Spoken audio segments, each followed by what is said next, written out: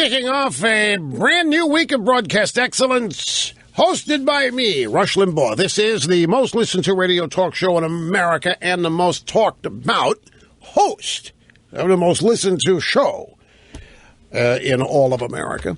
You know, the funniest headline I have seen so far about the Democrat debate?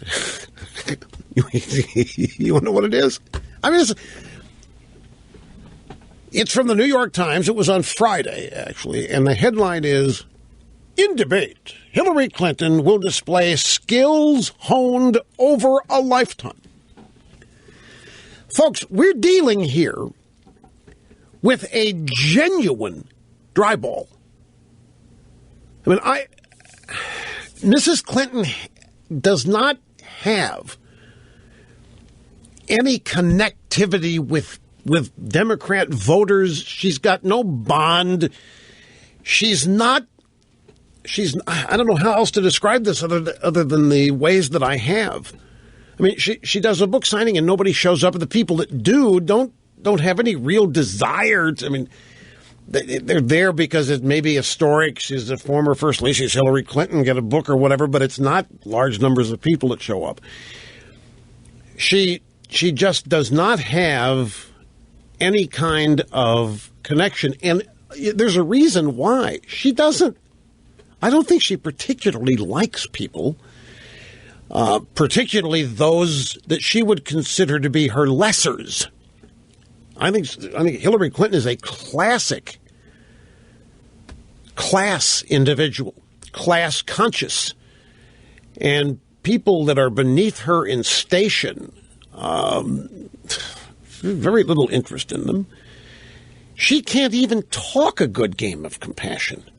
She can't, in my mind, she doesn't even talk a good game of caring about people.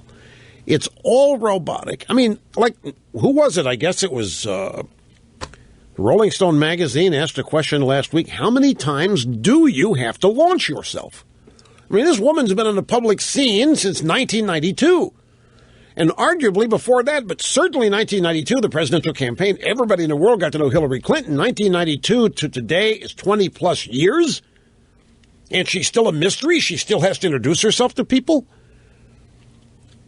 She's more a curiosity than she is an actual figure with whom people have some kind of connection. And by that, a vested interest. I mean, Hillary doesn't have any kind of even perceived personal connection, relationship with any of these people supposedly so supportive of her, wanting her in the White House, and the idea that skills that have been honed for a lifetime on display on Tuesday night. And the truth is, her handlers and everybody else are scared stiff because they don't know what they're going to get.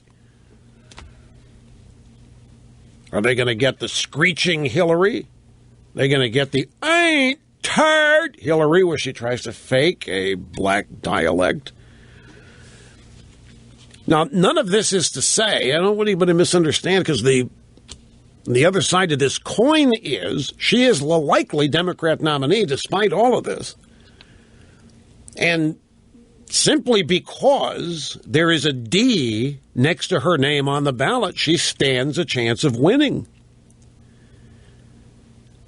But that's the reason why. It isn't all this other stuff that people are not personally invested in her. They are invested in her candidacy because it's the Democrats. It's the Democrat Party. It's Hillary as a way to keep the Republicans out of power. But there isn't a lot of love. There isn't a lot of support personally for Hillary. And in fact, I think whatever she's 10 points down in the polls, Bernie Sanders climbing, but he's not going to be the nominee. I mean, even Lanny Davis was overheard on the train on the way to New York from Washington. It might have been this morning. There was Lanny Davis and some of his buddies were on the train. I think it was Amtrak.